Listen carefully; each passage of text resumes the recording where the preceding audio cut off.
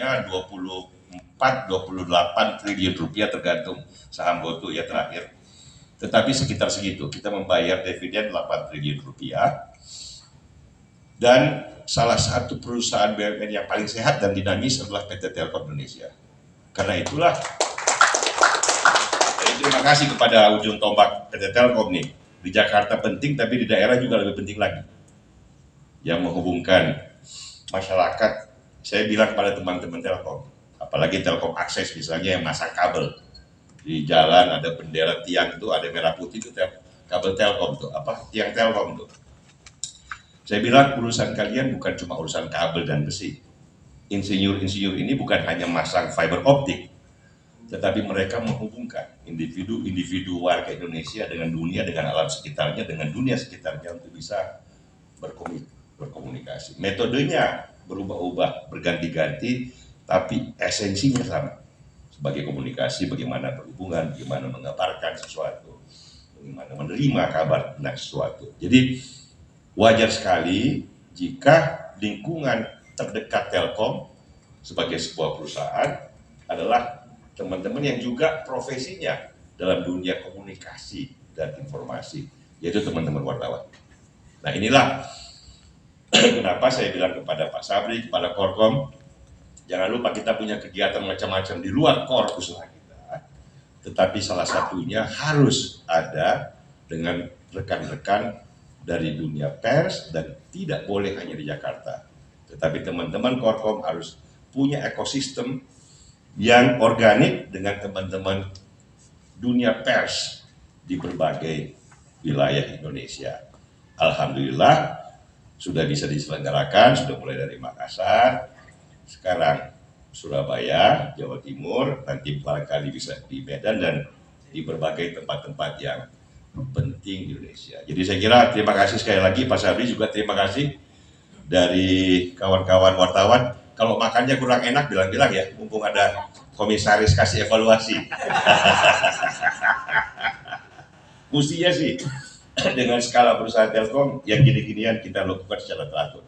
Nah, Telkom sekarang berubah dan selalu berubah karena Telkom salah satu unit usaha di mana perkembangan teknologi menjadi jantung dari bisnis kita. Kalau ada Pertamina misalnya kan, atau PLN ya urusannya banyak besar, tetapi kan teknologi ekstraksi minyak, jual minyak, ya nggak akan berkembang, nggak akan ada disrupsi.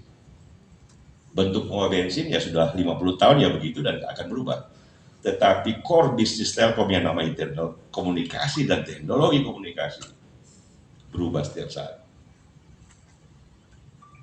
Karena itu, dan tidak pernah berhenti. Karena itu Telkom juga harus selalu melakukan berbagai perubahan-perubahan atau transformasi yang penting dalam tahap-tahap kehidupannya sebagai perusahaan. Nah, dalam setahun 2 tahun terakhir ada transformasi besar yang kita lakukan yang perlu dimengerti oleh masyarakat lewat teman-teman dunia pers yang mengerti esensi transformasi tersebut. Supaya Telkom sebagai BUMN besar dimengerti. Transformasi itu adalah apa yang kita sebut sebagai 5 bold move. 5 langkah. Bold bahasa Indonesia berani. 5 langkah yang berani. Oke, menggabungkan, Anda kan contohnya menggabungkan IndiHome dengan Telkomsel menjadi FMC. Oke, jadi suatu konvergensi dari fixed broadband dengan mobile telepon. Itu kan kedepannya begitu karena teknologinya berubah. Data center kita buat digital companies, digital services. Kita buat data center yang besar. Kalau ada lihat ke Cikarang tuh, hyperscale namanya. Semua foto Anda, video Anda harus disimpan di mana? Bukan data center. Dan itu kebutuhannya akan semakin besar di masa mendatang. Itu kita antisipasi dan kita spend a lot of money untuk membangun data center terbesar di Asia Tenggara.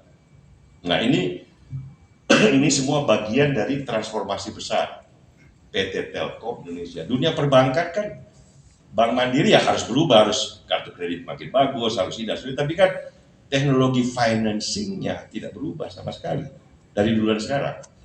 Kalau PT Telkom Indonesia, core bisnisnya selalu terkait dengan perkembangan teknologi komunikasi yang cepat. Nah, sepanjang sejarah ini yang paling penting dari PT Telkom. Sepanjang sejarah 20 tahun terakhir, kalau Anda lihat 20 tahun yang lalu, Anda bisa bandingkan dengan ekonomi Indonesia 20 tahun yang lalu. 20 tahun yang lalu, anggaplah kalau orang politik nih, kita kan dari Fakultas Ilmu Sosial dan Politik. Ini kira-kira hampir bersamaan dengan mulainya reformasi Indonesia setelah Pak Harto. Ya, 25 tahun. 25 tahun yang lalu, kue nasional kita, GDP, produksi nasional bruto kita, itu kurang lebih 100 miliar dolar. Jadi kurang lebih 1.500 triliun. Oke, hari ini kue nasional itu, GDP itu adalah 1,3 triliun dolar. 20.000 triliun. Jadi meningkat 10 kali lipat. Oke, pada saat kita melakukan transformasi politik, demokratisasi, reformasi, kita bukan mandek ekonominya, tapi tumbuh 10 kali lipat dalam 20 tahun terakhir. Itu yang menjelaskan kenapa demokrasi Indonesia, masyarakat Indonesia, di tengah transformasi politik, suasananya aman, stabil, dan damai, karena kesejahteraannya meningkat. Secara umum 10 kali lipat. Itu prestasi terbesar di Indonesia dalam hubungan dengan pembangunan ekonomi dan pembangunan politik. Di mana tempat Telkom di situ, Pak Rustam? Telkom kalau Anda lihat 20 tahun lalu pendapatannya itu adalah 12 triliun. 12 triliun rupiah. Sekarang 147 triliun rupiah. Jadi meningkat 13 kali. Ekonomi Indonesia meningkat 10 kali, ya. Ekonomi Telkom meningkat 13 kali. Telkom tumbuh di depan atau di atas rata-rata pertumbuhan nasional dalam 20 tahun terakhir. Itu bagusnya Telkom. Kenapa bagus? Jangan lupa loh, 20 tahun terakhir perubahan teknologi, coba ingat aja, ada nggak handphone kayak sekarang 20 tahun lalu? Ada nggak Google? Ada nggak WhatsApp? Ada nggak Facebook? No. Oke, jadi pada saat teknologi berubah, Telkom mampu memanfaatkan perubahan tersebut untuk mengembangkan bisnisnya. Di situ rahasianya kenapa Telkom bisa disebut sebagai BUMN yang hebat. Kalau tidak bagus Telkom, teknologi berubah, kita tenggelam. Banyak perusahaan yang tenggelam oleh perubahan teknologi. Tapi Telkom berhasil. Nah, cita-cita kita adalah teknologi nggak pernah selesai. Starlink ada nih, satelit, low Earth orbit. Lama-lama semua tower diganti dengan tower di angkasa. Karena satelit ini ada ribuan satelit dari Elon Musk berhubungan satu sama lain dengan laser, sama dengan fiber optik, ya, menghubungkan satu tempat dengan tempat yang lainnya. Kita harus antisipasi. FMC, Convergence Mobile and Fixed Broadband. Data center yang berkembang dengan bentuk-bentuk yang baru. Bisnis dari cloud berubah dan berkembang. Ini perubahan teknologi. Pertanyaan besarnya adalah, bisa nggak Telkom sebagaimana 20 tahun terakhir, ada WhatsApp, ada Google, ada Facebook, ada TikTok, bisnis Telkom, revenue Telkom meningkat terus. Memanfaatkan ini sebagai new sources of revenue and business. Ke depan, jangan 20 tahun, 10 tahun ke depan bisa nggak? Ini pertanyaan besar yang saya yakin kita mampu menjawabnya.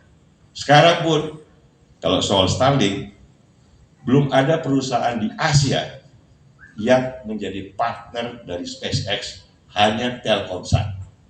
Kita sudah taken partner sampai sekarang. Kalau ada di daerah terpencil, punya tower, cepatnya bisa 4G, nggak ada fiber optik. Itu kenapa? Karena kita punya backbone yang namanya Starlink, SpaceX. Nah, itu Telkom. Yang lain belum ada. Nah, kedepannya, insya Allah doakan, mudah-mudahan Mas Habri, Pak Dedi, kita mampu lebih baik lagi. Nah, Masyarakat harus mengerti apa yang terjadi pada Telkom karena kita one of the best state-owned enterprises. Siapa yang membuat masyarakat mengerti? Siapa yang membuat masyarakat paham dan angkat topi kepada Telkom? Ya teman-teman wartawan. Ya kan? Tapi supaya tulisannya bagus, ya pelayanan juga harus bagus dong Mas Fadli. Kalau cari informasi kasih jelasin. Betul nggak? Kasih angka, kasih data. Ya kalau ada kopi lebih bagus lagi. Ada makan siang lebih bagus lagi gitu loh. Tetapi yang penting apa yang terjadi pada kita is a very good. Bayangkan ekonomi Indonesia 20 tahun loh meningkat 10 kali lipat. Diakui oleh dunia, Indonesia is one of the best emerging countries in the world. Pak Jokowi bilang, untuk ke depan Indonesia sekarang ranking ke 25, 20 akan menjadi ranking kelima dari segi besaran kue nasional. Telkom, bisik-bisik Pak Jokowi jangan lupa, kita juga sama. Kita meningkat 13 kali lipat dalam 20 tahun terakhir, despite the disruption. Ada disrupsi macam-macam dalam teknologi. Fiber optik dulu kan ada fiber optik. Tembaga semua kita ganti jadi fiber optik. Dan kita bukan tenggelam oleh perubahan, kita bisa memanfaatkan perubahan untuk menjadi perusahaan yang lebih baik. Itu kunci keberhasilan Telkom yang Pak Sabri secara enak sambil ngopi-ngopi, teman-teman wartawan harus mengerti. Sehingga kalau kita ada problem, teman-teman mengerti, oke, kita paham. Dasarnya Telkom bagus, tidak ada manusia tanpa kelemahan, tidak ada perusahaan tanpa problema. Jadi menulisnya juga dengan simpatik. Ya, gitu kira-kira kenapa kita melakukan pertemuan ini dan kenapa saya harap teman-teman bisa mengambil manfaat. Nah, saya senang tadi bahwa ChatGPT sudah mulai menjadi salah satu materi pembelajaran yang inherent dalam kegiatan ini. Ini kan ada ahlinya nih Pak Wicak. Saya sendiri belajar ChatGPT dari Pak Wicak. Ini tokoh sosial media Indonesia yang terdepan.